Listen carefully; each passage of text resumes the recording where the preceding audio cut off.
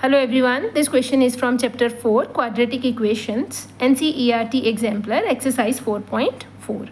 This is the last question of this chapter.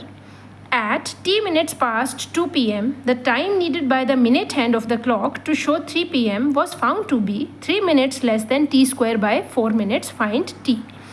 अब इस question में उन्होंने हमें क्या बताया हुआ है कि 2 pm हो चुके हैं, राइट और 2 pm से कितना टाइम ऊपर हो चुका है, t मिनट्स भी ऊपर हो चुके हैं. अब 2 pm के बाद क्या होगा, नेक्स्ट 3 pm होंगे और 3 pm होने को अभी कुछ मिनट्स पड़े हुए हैं. और कितने मिनट्स पड़े हुए हैं, 3 minutes less than T square by 4 minutes. मतलब टी स्क्वायर बाय 4 में से 3 मिनट्स लेस करके जितना टाइम बनता है उतने मिनट्स अभी 3 pm होने को पड़े हुए हैं. अब इस क्वेश्चन में सबसे ज़्यादा समझने वाली बात क्या थी, अगर आप 2 pm से 3 pm की बात करते हो, this is 12, this is 1, this is 2, this is 3.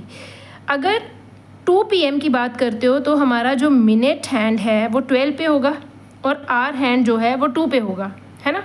और जब 3 pm की बात करेंगे तो आर हैंड 3 पे होगा और मिनट हैंड 12 पे होगा. 2 pm से 3 pm, 2 o'clock से 3 o'clock के बीच में कितने टाइम है, 1 आवर. 1 आवर को हमें किस में चेंज करना पड़ेगा, मिनट्स में. क्यों चेंज करना पड़ेगा, मीन्स 60 मिनट्स.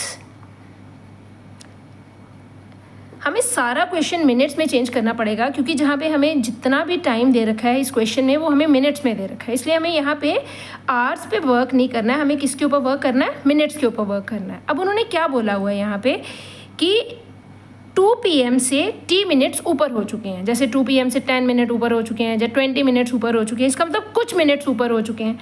कुछ मिनट्स ऊपर होने का क्या मतलब है कि ये जो हमारा मिनट हैंड है, ये हमारा मिनट हैंड 12 पे नहीं है, ये कुछ आगे जा चुका है. आर हैंड भी थोड़ा सा आगे आ चुका होगा और minute hand t minutes cross कर चुका है. मतलब 12 o'clock से लेके यहाँ तक आप मान लो कितना टाइम है, ये टोटल t मिनट्स का टाइम हो चुका है. कितने मिनट्स में से, 60 मिनट्स में से. टोटल 60 मिनट्स होते हैं ना, 60 मिनट्स में से t मिनट्स का टाइम हो चुका है. अगर मान लो यहाँ से यहाँ तक t मिनट्स होते हैं तो ये बचा हुआ टाइम कितना होगा, the remaining time will be 60 minus t minutes. ऐसे ही होता है. अगर हम बोले 10 मिनट्स हो चुके हैं तो 10 मिनट्स हो चुके हैं तो बचे कितने, 60 minus 10, that is 50 minutes. Similarly अगर t मिनट्स हो चुके हैं तो हमारे पास कितना टाइम बचा हुआ है. अगर हम यहाँ से लेके यहाँ तक के टाइम को t मिनट्स लेते हैं तो हमारे पास जो रिमेनिंग टाइम है वो कितना है, 60 माइनस t मिनट्स हमारे पास अभी बचे हुए हैं. बट अब उन्होंने बोला क्या है, उन्होंने हमें साथ में इसके लिए एक इक्वेशन बनाने को बोली है कि 3 o'clock होने के लिए जो टाइम बचा हुआ है वो कितना है, 3 minutes less than T square by 4 minutes. कि जो रिमेनिंग टाइम है जो अभी 3 o'clock होने के लिए बचा है वो कितना है हमारे पास, T square by 4 minus 3 minutes, right. ये उन्होंने हमें दे रखा है. अब उन्होंने हमें 2 टाइम दे रखे हैं. एक उन्होंने टाइम दे रखा है जो 2 o'clock क्रॉस कर चुका है, मतलब t मिनट्स 2 o'clock से ऊपर हो चुके हैं.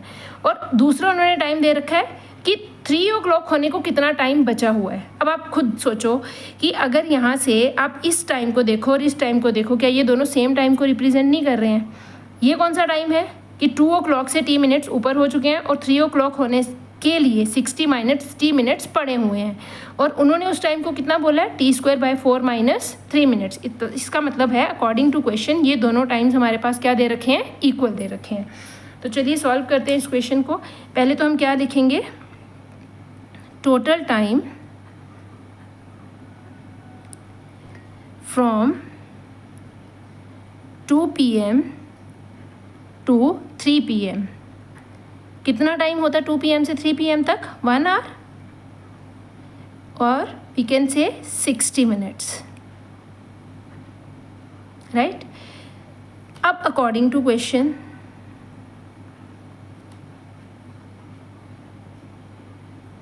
क्या बोला उन्होंने कि 3 pm होने के लिए हमारे पास कितना टाइम बचा हुआ है, that is T square by 4 minus 3 minutes पड़े हुए हैं.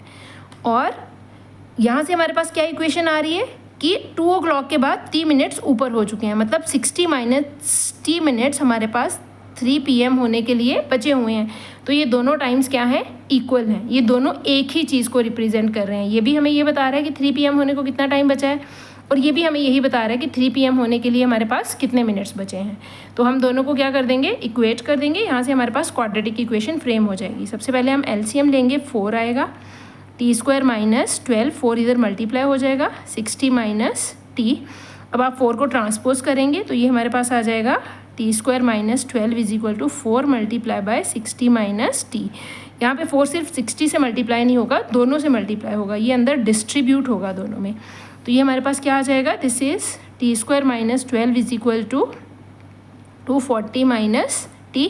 अब अपनी इक्वेशन को properly arrange, 240 minus 4t, right. अब आप इक्वेशन को अरेंज करें, t² प्लस 4t, जिस साइड पे आपका लीडिंग कोफिशिएंट है, जिस t² का कोफिशिएंट पॉजिटिव है, राइट, आप उसी साइड पे अपनी सारी इक्वेशन ट्रांसपोज कर दें, आपके लिए इजी रहेगा। t² प्लस 4t माइनस 12 और 240 भी इधर आके क्या हो जाएगा, minus 240 is equal to 0। Equation क्या बनेगी हमारे पास, t² plus 4t minus this is 2, this is 5, 252 is equal to 0। अब हमें इसको फैक्टराइज करना है, तो फैक्टराइज कैसे करते हैं, by splitting the middle term. We will take 252 and we will do its prime factorisation. This is 2 1s are 2, 2 2s are 4, 1 left, 2 6 are 12, 2 6 are 12, 2 3s are 6, 3 2s are 6, 3 1s are 3, 3 7s are and 7 1s are। अब आपने यहाँ से इन सारे factors को use करके दो numbers बनाने होते हैं जिनको प्लस माइनस करके आपके पास 4 बने। यहाँ पे प्रोडक्ट नेगेटिव है।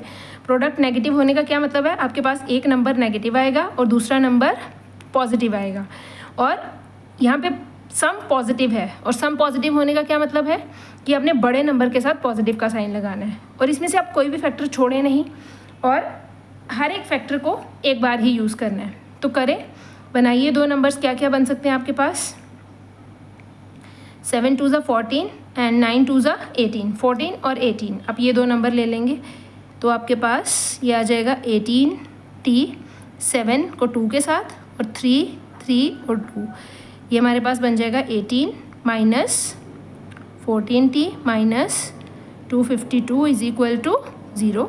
इन दोनों में से t हमारे पास कॉमन आ रहा है, तो अंदर बच गया t प्लस 18, यहाँ पे माइनस 14। जो भी यहाँ पे साइन होता है वही साइन कॉमन आता है। बहुत बच्चों को ये भी कन्फ्यूजन रहती है कि साइन कौन सा आएगा। जो साइन इस टर्म के साथ आप उसको कॉमन निकालें, अगर ये नेगेटिव है तो अंदर के सारे साइन को चेंज करेगा। तो ये आ जाएगा t, यहाँ पे माइनस था तो ये प्लस हो जाएगा, 18 is equal to 0। This is t plus 18, और यहाँ पे आ जाएगा t minus 14 is equal to 0। यहाँ पे दो फैक्टर्स का प्रोडक्ट 0 आ रहा है, तो दो नंबर्स का प्रोडक्ट 0 कैसे कब हो सकता है, जब एक नंबर उसमें से 0 होगा। Either t plus 18 is equal to 0 और t minus 14 is equal to 0। यहाँ से t हमारे पास आ गया माइनस 18, और यहाँ से t हमारे पास आ गया 14। t किसको रिप्रेजेंट कर रहा है, t तो मिनट्स को रिप्रेजेंट कर रहा था ना। क्वेश्चन का स्टेटमेंट देखें, उन्होंने बोला था at t minutes past 2 PM, तो t तो मिनट्स को रिप्रेजेंट कर रहा था। तो अगर t मिनट्स को रिप्रेजेंट कर रहा है तो t नेगेटिव कैसे हो सकता है, तो ये वाली वैल्यू क्या हो जाएगी, रिजेक्ट हो जाएगी, राइट। और ये हमारे पास t की वैल्यू आ जाएगी। This is our answer. उन्होंने सिर्फ t की वैल्यू पूछी थी, दैट इज़ 14। अब आपने अपना आंसर चेक करना है, तो आपको क्या करना पड़ेगा, उन्होंने बोला है 2 PM से t मिनट्स ऊपर हो चुके हैं, मतलब 2 PM से 14 मिनट्स ऊपर हो चुके हैं। तो टाइम कितना हो रहा है, 2:14 PM हमारे पास हो रहे हैं, राइट। और 2:14 हो रहे हैं, तो आप मुझे बताएं कि 3 PM होने के लिए कितना टाइम हमें चाहिए। अब उसको 3 PM होने के लिए कितना टाइम चाहिए, 60 है ना, तो 60 में से आप 60 में से आप 14 माइनस कर देंगे, तो आपके पास कितने मिनट्स बचेंगे। This is 10 minus 4 is 6, this is 5 minus 1 is 4। 46 minutes अभी पड़े हुए हैं। तो क्या ये 46 मिनट्स इस इक्वेशन को रिप्रेजेंट कर रहे हैं, t² बाय 4 माइनस 3। चेक करके देख लो, t आ गया हमारे पास 14 इंटू 14, t² है ना, तो 2 बार लेंगे t, तो दिस इज़ 4 माइनस 3, तो ये 2 2s are 4, 2 7s are 2 7s are, ये हमारे पास कितना बन गया, this is 7 7s are 49 minus 3, 49 minus 3 means 46 minutes. Hope आपको यहाँ से अब सारा क्वेश्चन क्लियर हो चुका होगा कि 2 PM होने के लिए हमारे पास 60 - t मिनट्स पड़े हुए थे और वो 60 - t मिनट्स उन्होंने किसके बराबर दे रखे थे, t²/4 - 3 के बराबर दे रखे थे। और t की वैल्यू कितनी आ गई हमारे पास, 14 मिनट्स, मतलब 2 PM से 14 मिनट्स टाइम ऊपर हो चुका था। Hope it is clear. Thank you.